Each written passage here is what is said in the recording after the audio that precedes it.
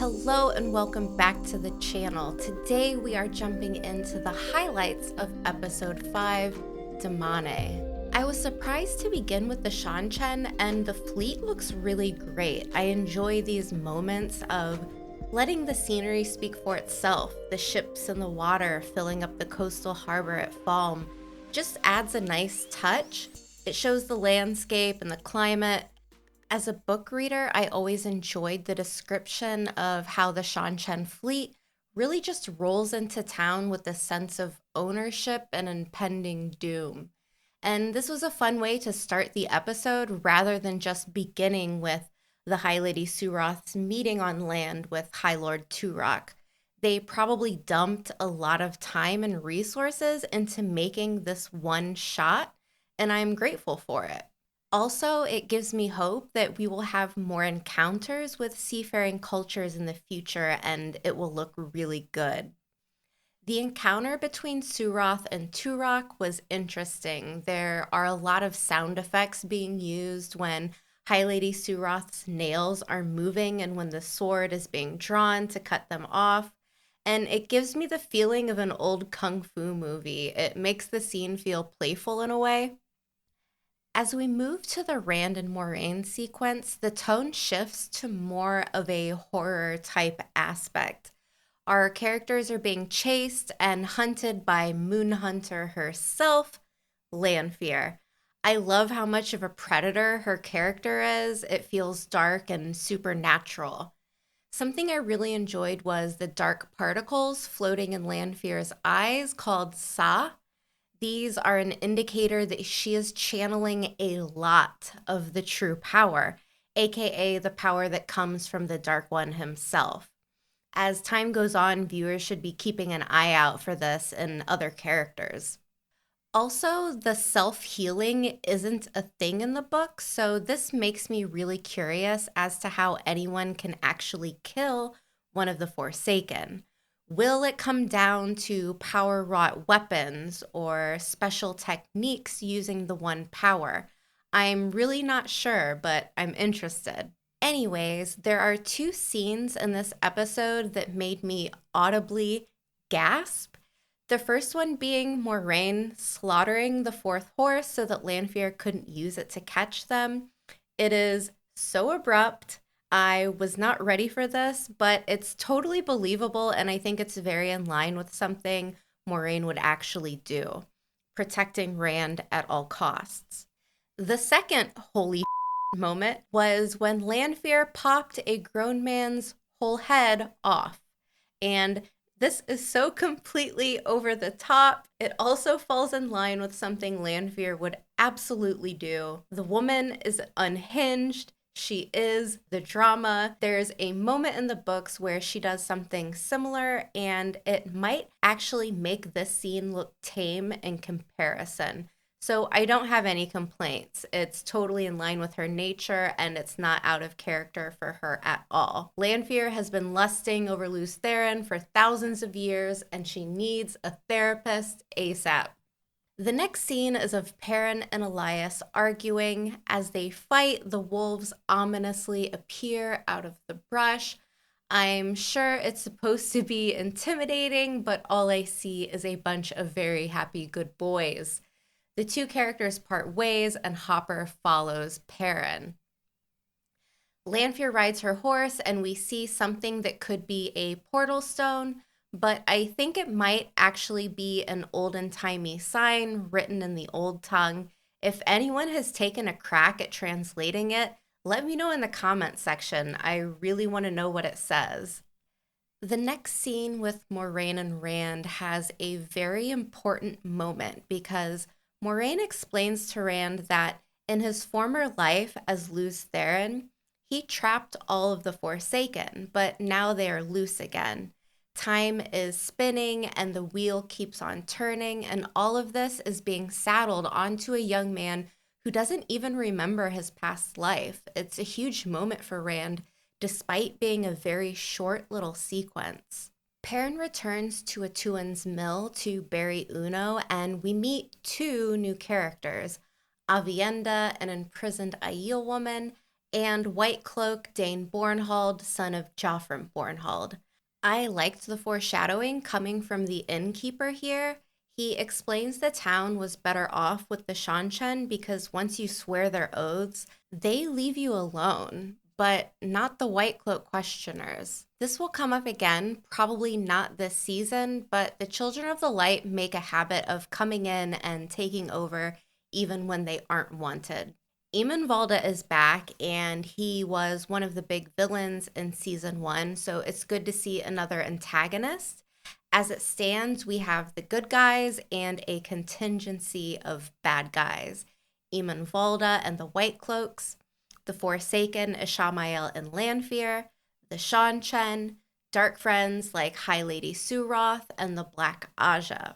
Valda intends to push the invading strangers back into the sea and meet the Seanchan in battle at Falme. So I'm expecting the season finale to include a massive battle with many factions. We then have Lanfear, who meets with the stable woman who gave Moiraine the horses, and I'm trying to work out what exactly happened here. Lanfear sews the woman's mouth shut, and I'm just not sure how she could do that. Maybe it's some type of bastardization of healing weaves, but it did feel a little bit over the top, added to the head popping and the horse killing. Maybe this is just the spooky episode, but as soon as I saw the two women, I had a bad feeling and they really delivered it. Varen Sedai arrives in Tar Valon, and this was hands down my favorite segment of the episode.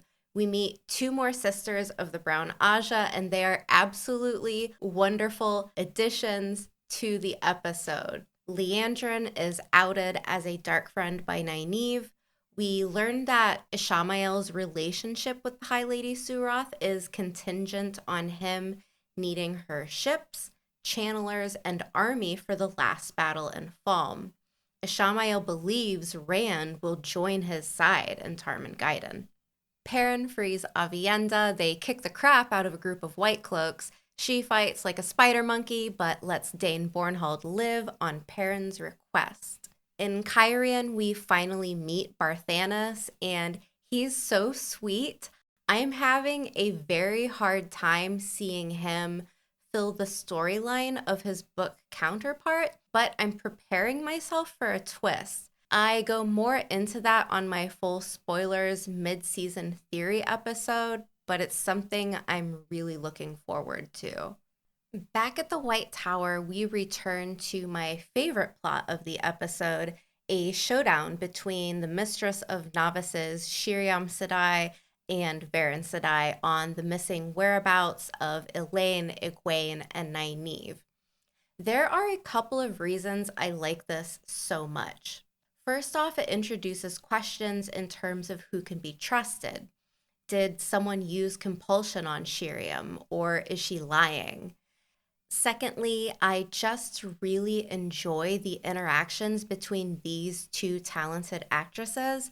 In the books, Varen is a bit more of a caricature. She puts on a show of being absent-minded and is a bit disheveled, and I'm glad they didn't go this route for the show. I prefer this interpretation much more. Shiriam is typically presented as stern but warm, but in this moment of the show is acting very suspicious. And it's nice just to see two actors having a really fun go at this moment in the story. It's tense but lighthearted. I love a whodunit. I love a mystery, and I love getting to be in the tower during a plotline that involves so much behind the scenes detective work that we sadly didn't get to see in the books. It's like reading a misplaced page out of Varen's story, and I think it will feel very nostalgic for the book fans. Then the cherry on top is Varen asking for a book involving Tetsuan, who is one of my favorite cautionary tales from within the Wheel of Time history archives. Just a little Easter egg, and it's very nice to hear. Liandrin hands over the girls to High Lady Suroth and gives them a fighting chance by releasing their bindings. The caravan into Falme was a nice moment until Elaine and Nynaeve receive yet another head injury. These poor women need helmets. Leandrin and Verin meet in the tower, and it's possible Verin doesn't trust Leandrin's story. Back in Cairhien, Moiraine receives some of her own sage advice back from her sister. Is it true? Can you know beyond any doubt that Rand needs her protection? And you can see the wheels turning in Moraine's head. She's already working on a plan. I love seeing how resolute she is. She's going to take a stand here in Cairhien, and I'm so excited to see how things unfold. The marriage of Barthanes and Queen Galdrian is going to be a wild time, and I'm worried for everyone. Moving to Lanfear and Ishamael, this was my second favorite moment of the episode. It's so fun to see these two characters play off one another and get insight into how the Forsaken actually feel about one another. Ishamael is so cool and calculated, and he asks her if she knows why the Great Lord only speaks to him. And Lanfear says because Moghedien is insane and Greandal is a vain idiot, and the boys couldn't execute a plan even if they were under compulsion. And this line gets me very excited. It pretty much confirms we will see Moghedien and Greandal. Moghedien the spider is my favorite of all the Forsaken, and Greandal is a very fun character as well. So it's something I'm looking forward to. This scene also drops a lot of information in an interesting way. We are learning so much. Ishamael is using Tel'aran'rhiod. He plans on capturing all of Rand's companions from the two rivers in an attempt to break him. He has most of the seals, and he doesn't trust Lanfear. The other thing I really like here is the styling of Lanfear. In the books, there is a scene where Lanfear borrows one of Rand's shirts, and it's a quintessential early 90s ideal of what peak sexiness is. A powerful woman with slicked back hair, toying with Rand like she's Sharon Stone in Basic Instinct. I totally get the wardrobe and styling choices here. It feels like a nod to the era that the books were written in and seems like a callback to a book moment. Very cool to see something like that interpreted. Moving along, Ishamael meets with Turok and asks to give him a gift. Nynaeve and Elaine were abducted by Rima of the Yellow Aja for protection, which is probably a good thing she's a sister of the Yellow Aja because, yeah, all of those head injuries, not good. High Lady Suroth hands over Egwene to Turok, and she is collared. The final scene ends with Moiraine explaining to Rand that Lanfear isn't going to hurt him because she loves the Dragon Reborn. Moiraine will stand guard over Rand while he sleeps, and he will try to play along with Lanfear's game. As he sleeps, he is pulled into Tel'aran'rhiod, chained to a wheel where Lanfear is waiting, and that wraps up the episode. I'm going to make a bold statement and say that this episode felt the most like the books in terms of tone. It's a real mashup of elements we see on page depending on whose point of view we're reading. The campiness where things can be over-exaggerated and theatrical with the Seanchan and the sound effects of the nails and swords.